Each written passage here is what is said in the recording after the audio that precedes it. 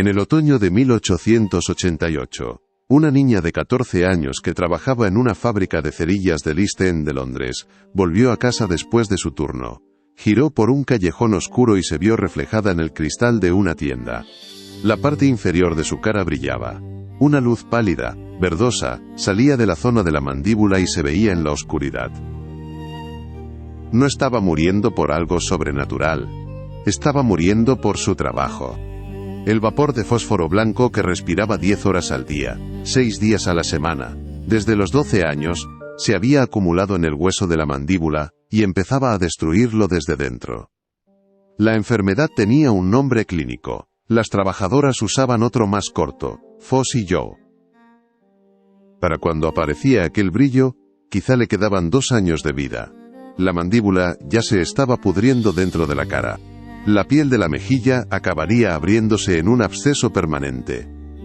El hueso muerto tendría que ser extraído en fragmentos por cirujanos que trabajaban sin anestesia suficiente, porque la infección era demasiado profunda y la paciente demasiado pobre.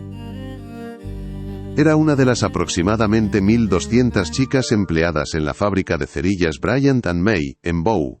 Cobraba 4 chelines a la semana. Era una de miles de trabajadoras en la Europa victoriana que morirían o quedarían desfiguradas por el químico que hizo posible la cerilla moderna. Y la historia de cómo aquel sufrimiento llegó a la prensa de Londres, empieza con una periodista, una huelga y una mandíbula que ya brillaba en la oscuridad. La cerilla de seguridad, tal como la conocemos hoy, no existía en 1888. La cerilla común en la Inglaterra victoriana era el lucifer, un palillo de madera con una mezcla que contenía fósforo blanco, una sustancia pálida y cerosa que se encendía con la mínima fricción. Bastaba rasparla contra una bota, una pared o un adoquín para que prendiera. Para las casas victorianas fue una revolución. Para las niñas que las fabricaban fue una ejecución lenta. El fósforo blanco, conocido químicamente como P4, es una de las sustancias industriales más peligrosas que se pusieron en manos de menores trabajadoras.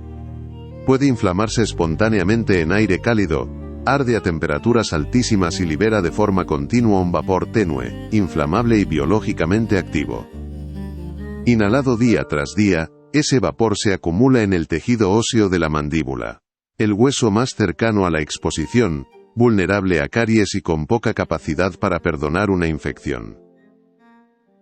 La enfermedad resultante, necrosis fosfórica de la mandíbula, empezaba de forma discreta. Un dolor de muelas que no se iba. Una encía inflamada, con pus, que no cicatrizaba. Con los meses, la mandíbula empezaba a morir. Fragmentos de hueso muerto se separaban del tejido vivo. La cara se deformaba. La piel se abría hacia afuera.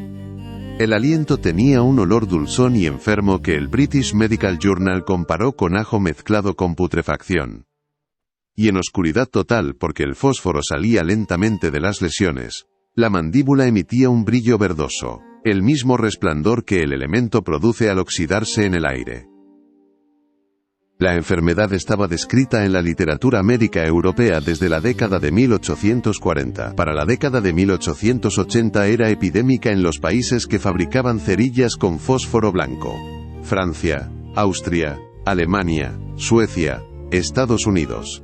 En cada fábrica donde adolescentes sumergían varillas de madera en pasta fosforada, entre una de cada 10 y una de cada 20 acabaría desarrollándola. Una vez el hueso empezaba a morir, la mortalidad rondaba el 20%. La desfiguración era prácticamente segura. La fábrica Bryant & May de Bow era, para los estándares de finales del siglo XIX, una operación industrial moderna. 3 plantas de ladrillo. Más de 2.000 empleados. Un beneficio anual, en 1888, superior a 40.000 libras, equivalente a varios millones actuales. Los hombres que la poseían eran pilares de la sociedad victoriana. Las chicas que trabajaban allí eran, en el lenguaje de la época, manos. La jornada de una cerillera empezaba a las 6 de la mañana y terminaba a las 6 de la tarde, con media hora para desayunar y 45 minutos para comer. Permanecía de pie todo el tiempo. La sala de inmersión, donde las varillas se introducían en la pasta de fósforo, no tenía ventilación. Los pocos médicos que entraron describieron vapores que irritaban la garganta en segundos. Las chicas no podían abandonar el banco ni siquiera para ir al baño sin permiso. Comían en su puesto, con fósforo en las manos, y el fósforo entraba en la boca con el pan. Los salarios estaban diseñados para hacer casi imposible la resistencia, de 4 a 9 chelines a la semana para una adulta a tiempo completo. Se aplicaban multas por hablar en el banco, tener el puesto sucio, dejar caer cerillas al suelo, o ir al baño fuera del momento permitido. Una chica que perdía una cerilla podía perder el sueldo del día. Según testimonios de inspectores, algunas multas superaban lo que se pagaba en salarios. En la práctica, las trabajadoras pagaban a Bryant and May por el privilegio de ser envenenadas poco a poco. Y la empresa conocía la enfermedad. El British Medical Journal publicaba casos desde 1887. Los inspectores de fábrica habían presentado advertencias. Gobiernos del continente ya empezaban a restringir el fósforo blanco. El propio médico de Bryant and May había documentado casos dentro de la fábrica de Bow. La respuesta de la compañía fue administrativa. Cualquier chica con una lesión visible era despedida. La mandaban a casa, sin sueldo y sin tratamiento, a morir en la habitación de su madre, mientras una sustituta ocupaba su sitio al final de la semana. En junio de 1888, una periodista socialista fabiana llamada Annie Besant se plantó a la salida de la fábrica Bryant and May. Siguió a las chicas por Bow Road y empezó a hacer preguntas. Besant tenía 40 años y ya era famosa en Londres por sus textos sobre anticoncepción y ateísmo. Había llegado al East End para comprobar un rumor escuchado en una reunión política: que las chicas que fabricaban las cerillas que iluminaban la Inglaterra victoriana estaban muriendo de una enfermedad que la sociedad respetable no quería nombrar. Lo que encontró lo publicó 2 semanas después en su periódico, The Link, bajo el título White Slavery in London. El artículo nombraba los salarios, nombraba las multas, nombraba las jornadas interminables, nombraba el químico, nombraba la enfermedad. Nombraba a las chicas que había entrevistado, algunas de las cuales ya habían perdido partes de la mandíbula. Y nombraba a los directores de Bryant and May, junto con el dividendo que pagaban a sus accionistas ese año. La respuesta de Bryant and May fue exigir a sus empleadas que firmaran una declaración desmintiendo a Besant. Cuando 3 chicas se negaron, fueron despedidas. La mañana del 5 de julio de 1888, 1.400 cerilleras abandonaron la fábrica. Marcharon por el East End, se reunieron en Mile End Waste, y eligieron un comité de huelga formado por una docena de ellas, chicas de entre 15 y 19 años enfrentándose a una de las empresas más rentables del Imperio Británico. La huelga duró 3 semanas. La prensa londinense, impulsada por los contactos de Besant, la convirtió en un escándalo moral. Personas de clase media donaron dinero. Miembros del Parlamento empezaron a hacer preguntas. El 21 de julio, Bryant and May cedió. Abolió el sistema de multas, subió salarios y permitió la creación del Sindicato de Mujeres Cerilleras, el mayor sindicato femenino de la historia británica hasta ese momento. Fue una de las victorias laborales más importantes de la era victoriana, pero, en lo que importaba a la enfermedad, fue casi inútil. Porque la huelga no prohibió el fósforo blanco. Las salas de inmersión siguieron funcionando. El vapor siguió acumulándose en las mandíbulas de las trabajadoras. Las mismas chicas que habían ganado mejores salarios continuaron respirando el mismo veneno. Y el British Medical Journal siguió publicando casos durante la década de 1890. Amelia, 16 años. Elizabeth, 17. Sarah, 21. Cada informe era un párrafo breve. Cada párrafo, una chica sin mandíbula. Hicieron falta 22 años después de la huelga para que el fósforo blanco fuese prohibido en la fabricación británica de cerillas. La prohibición no llegó directamente por la huelga ni por Annie Besant.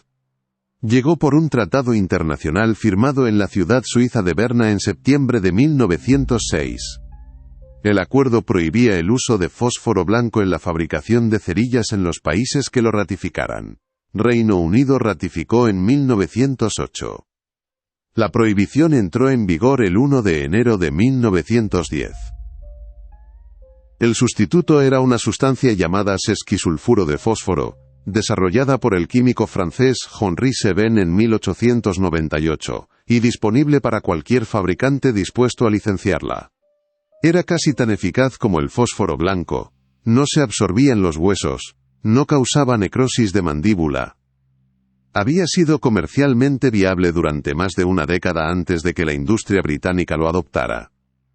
El obstáculo eran las patentes, los costes de adaptar la maquinaria, y sobre todo, que las chicas enfermas no eran caras de reemplazar. Una fábrica del Ejército de Salvación en Old Ford, al este de Londres, fabricaba cerillas sin fósforo desde 1891, bajo la marca Lights in Darkest England. Eran rentables. Eran visibles. Durante 19 años antes de la prohibición demostraron que la enfermedad podía prevenirse y que la industria lo sabía. Bryant & May compró aquella fábrica en 1901. Poco después, su línea sin fósforo desapareció discretamente. ¿Cuántas chicas murieron de Foss y Joe entre la huelga y la prohibición? No hay una cifra precisa. La enfermedad se registraba mal, y muchas muertes se atribuían a infecciones secundarias o tuberculosis. Los historiadores médicos estiman que, en el conjunto de Reino Unido y durante las décadas de producción con fósforo blanco, el total acumulado estuvo en los miles bajos. La mayoría eran adolescentes, la mayoría eran mujeres, la mayoría no está enterrada bajo su propio nombre. Existe una fotografía en los archivos de la London School of Economics fechada en 1888. Muestra al comité de huelga de las cerilleras de Bryant & May, posando en un banco frente a las oficinas sindicales. 12 jóvenes con vestidos oscuros sencillos, el pelo recogido, mirando directamente a la cámara. Ninguna sonríe. Varias apoyan las manos cerca de la mandíbula, quizá de forma inconsciente, quizá no. La imagen se ha reproducido miles de veces. Los nombres de aquellas mujeres fueron hasta hace poco casi desconocidos. La necrosis fosfórica no desapareció del todo con la prohibición de 1910. El fósforo blanco siguió usándose en fertilizantes, armas incendiarias y procesos químicos, y la enfermedad continuó apareciendo en menor escala entre trabajadores de esas industrias durante el siglo XX. Todavía hoy se considera un riesgo laboral en zonas donde se producen ilegalmente cerillas con fósforo blanco. Y, de forma inesperada, una lesión parecida reapareció en la literatura médica de 2003 como osteonecrosis mandibular asociada a bifosfonatos, medicamentos usados para la osteoporosis. La misma lógica de enfermedad, otro químico, otro siglo, otro nombre. Las cerilleras, en su mayoría, murieron en las primeras décadas del siglo XX de las enfermedades que mataban a las mujeres pobres del East End: tuberculosis, partos, neumonía, malnutrición crónica. Las que habían perdido la mandíbula, vivieron con media cara. Se cubrían con pañuelos al salir. Muchas no se casaron. No hablaron en las investigaciones oficiales de 1899 y 1906. En el lenguaje de la fábrica eran manos, y cuando aquellas manos ya no podían sostener herramientas, volvían a casa y dejaban de mencionarse. La expresión Foss y Joe casi ha desaparecido del inglés. En las facultades de medicina, se enseña como una nota histórica, una lección de higiene industrial. La cerilla de seguridad descansa en cualquier cajón de cocina, pequeña, útil, normal, sin fósforo blanco, encendiendo solo contra su propia caja. Las chicas que pagaron esa mejora no tienen monumentos equivalentes. Sus tumbas, cuando pueden localizarse, suelen estar en el cementerio de East London, en secciones pobres y sin marcar, por unos pocos chelines el terreno.